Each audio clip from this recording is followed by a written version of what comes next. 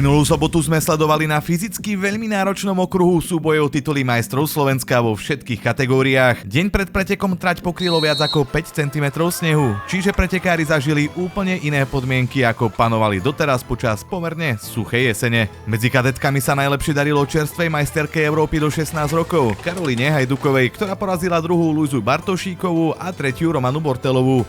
Jerguš Melicherčík nedal šancu svojim súperom v kategórii kadetov. Vyhral s náskokom viac ako minútu a pol pred Milanom Husenicom a Williamom Balogom. V kategóriách mužov Masters tituly získali Štefan Nôta, Milan Barény a Milan Jánošík. No a v ženskej Masters kategórii dominovala Martina Šichtová. V juniorskej kategórii sme sledovali napínavý súboj o majstrovský dres. Michal Šichta z cyklistickej Tour, ktorý sa po takmer ročnej pauze, ktorú mal pre zdravotné dôvody, vrátil a vybojoval titul majstra Slovenska. Na druhom mieste skončil Jakub Benča z CK Cycloglyze za Banská Bystrica a na pódiu ich doplnil jeho tímový kolega Peter Šoltés. Medzi ženami si podľa očakávaní prišla už po tretí titul elitnej cyklokrosovej majsterky Slovenka Viktória Chladoňová, ktorá porazila Sofiu Ungerovú zo Cycling Academy Trenčín a Ostriľanu Janku Kesech-Števkovú z týmu Outsiders. Tak prvýkrát som bola na takomto niečom, bola to so snehom, bolo to veľmi ťažké, nedali sa poriadne zapnúť retry a bol to boj celý čas. Skôr sa behalo ako bicyklovalo, ale s výsledkom som veľmi spokojná, že sa mi podarilo obhájiť titul, je veľmi super. Najbližšie ma čaká Svetový pohár v Benidorme, to je niekedy v januári a potom majstrovstvá sveta v cyklokrose. A nejaké pocity pred majstrákmi sveta?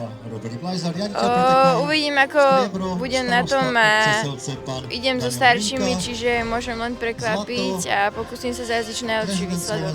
Mužskú kategóriu suverénnym spôsobom ovládla naša cyklokrosová jednotka Matej Julík z týmu Express.cz BMD Team Kolín a pripísal si už svoj 5. cyklokrosový titul. Jazdilo sa mi asi dobre podľa výsledku, aj keď v posledné obdobie už som sa fakt cítil zle. Úplne som si už neveril ani na dneškajšok, ale hneď od úvodu som sa dostal do čela a náskok som zvyšoval, takže to mi dodávalo silu. Hlavne už tá sezóna je strašne dlhá, nakoľko horskú cyklistiku som začal niekedy vo februári. Teraz je už momentálne koniec novembra, nemal som žiadnu pauzu, takže je to veľmi ťažké sklbiť dokopy, aby som celú sezónu mohol pretekať naplno. Takže už proste telo si pýta nejaký ten oddych. Na pódium sa dostal aj Sebastian Michalec, ktorý vylepšil svoje minuloročné bronzové umiestnenie. Tohtoročný bronz bral Marek Mojto.